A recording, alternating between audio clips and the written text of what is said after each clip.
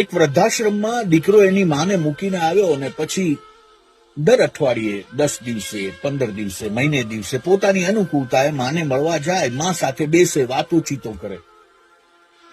આવું ઘણા વર્ષો સુધી ચાલ્યું. અચાનક એક દિવસ વૃદ્ધાશ્રમમાંથી ફોન આવ્યો કે તમારા માતા અત્યારે સખત બીમાર છે અને ક્રિટિકલ સિચ્યુએશનમાં છે, અંતિમ સમય એનો આવી ગયો છે.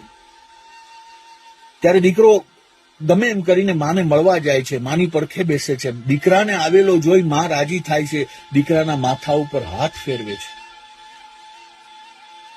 દીકરાને એક વાત કરે છે કે દીકરા, મારે તારું એક કામ છે. તો કે બોલ ને માં.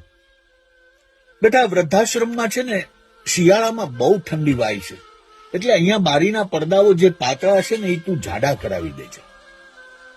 અને ઉનાળામાં અહીંયા એટલી બધી ગરમી હોય છે કે ઠંડુ પાણી અહીંયા મળતું નથી, ગરમ પાણી પીવું પડે છે. તો ઠંડા પાણીનું એક કુલર મુકાવી દે છે. અને બીજું બેટા, અહીંયા ઓઢવા પાથરવાના પણ બહુ જૂના છે, તો કંઈક સારા અપાવી દેજે. અને હા દીકરા, અહીંનું ભોજન છે ને અતિ ખરાબ છે. અહીંયા ભોજન પ્રોપર મળે અને સારા કેટરિંગ કે સારા રસોયા ગોઠવી દેજે અને સારું ફૂડ મળે એવું કરી દેજે. ત્યારે દીકરાએ કીધું કે માં, તું આટલા વર્ષોથી અહીંયા છે, તારે અગાઉ મને આટલા વખતમાં કીધું હોત તો હું આ બધી વ્યવસ્થા કરી દે, તો તારે તકલીફ ના પડત.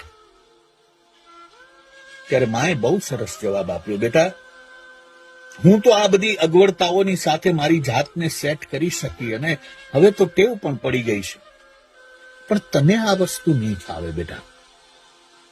તો કે માં મને?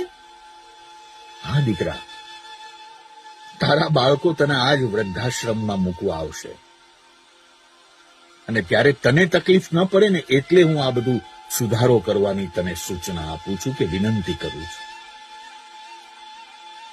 મિત્રો, આ વાત ઉપરથી એક જ સાર નીકળે કે તમે જેવું કરશો એવું પામશો. માટે આ વાતને જીવનમાં કોઈ પણ કર્મ કરતા પહેલા યાદ રાખી લેવી. આ વિડીયો તમને ગમ્યો હોય તો તમારા ફ્રેન્ડ્સ અને ફેમિલીમાં શેર કરજો અને જીવનમાં કંઈ પણ કરતા પહેલા એક વખત આ વિચાર ચોક્કસ કરી લેજો. વ્યસ્ત રહો, મસ્ત રહો.